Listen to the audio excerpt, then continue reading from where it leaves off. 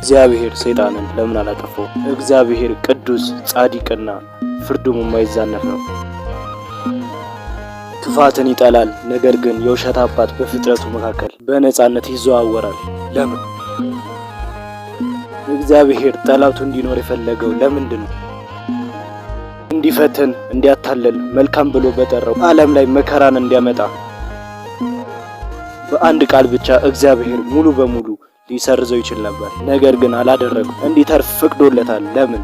ለረጅም ጊዜ ያልተመለሰ ጥያቄ ነው። በዚህም ቆይታ ይህንን ምስጢር እንጋፈጠዋለን። መልሱም ብዙዎች ከገመቱት በላይ ጥልቅ ነው። በዚህ ታሪክ ስለ ፍትህ፣ ስለ ቤዛና በብርሃንና ጨለማ መሃል ስላለው ዘላለማዊ ትግል፣ ዓለማዊ ትግል እናያለን።